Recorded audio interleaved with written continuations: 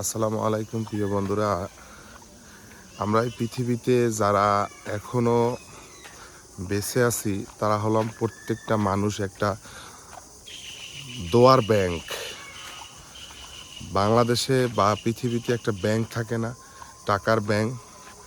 তো আমরা হলাম বেঁচে থাকা মানুষগুলা যতক্ষণ নিঃশ্বাস আছে, সুস্থ আছে এবং মানে মাথার ব্রেন ঠিক আছে, ততক্ষণ আমরা প্রত্যেকটা মানুষে হলাম একটা করে ব্যাংক, অর্থাৎ দোয়ার ব্যাংক। তো আর এই দেখেন এখানে এই যে কবরগুলা, প্রত্যেকটা মানুষ এদের কিন্তু শ্বাস বন্ধ হয়ে গেছে। এদের সব কিছু দুনিয়ার আমল নামা মানে আমল বন্ধ হয়ে গেছে, অর্থাৎ তাদের কিন্তু আর আমলে আর কোনো ভালো কাজ বা খারাপ কাজ এগুলো লেখা হয় না। তো যারা আমরা বেঁচে আছি তারা সবাই এখন পর্যন্ত একটা দোয়ার ব্যাংক। তো এই কথাগুলো আপনারা মিলিয়ে নেবেন যে পবিত্র মাহে রমজানে কি পরিমাণ সোয়াব এক একটা ভালো কাজের প্রতি। সেই ভালো কাজটা হতে পারে আপনি একজন গরিব মানুষকে একটা 10টা টাকা দান করছেন, অথবা হতে পারে আপনি মসজিদে কাউকে ইফতারি করাইছেন বা মসজিদ ছাড়া ইফতারি করাইছেন, অথবা আপনার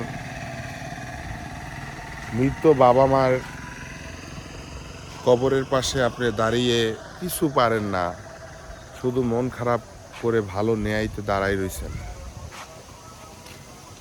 মানে তাতেও মহান আল্লাহ তাআলা আপনার প্রতি খুশি হয়ে নেকি দান করবে। এটা মহান আল্লাহ তাআলার ওয়াদা। তো ইসলাম এমন একটা ধর্ম, যেই ধর্ম শুধু সুযোগ দেয় আপনাকে, সুযোগ দেবে আপনাকে, এতটা সুযোগ আপনাকে দিবে বা এতটা ভালোবাসা আপনাকে দিছে যেটা আপনি কখনো কোনোদিনও কল্পনা করতে পারবেন না। শুধু এই জিনিসটা কল্পনা করতে পারবেন যে মাটির নিচে যাওয়ার পরে যে ইসলাম কি ছিল বা আছে এবং আপনার জীবনের পরিবর্তন করার জন্য সে কতটা কাজ করছে ইসলাম।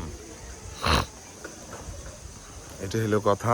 আর আমি যে কথাগুলো আপনাদের বলছি সেটা হলো যে আমরা বেঁচে আছি, আমরা প্রত্যেকটা মানুষ এক একটা মানুষ হলাম দোয়ার একটা ব্যাংক।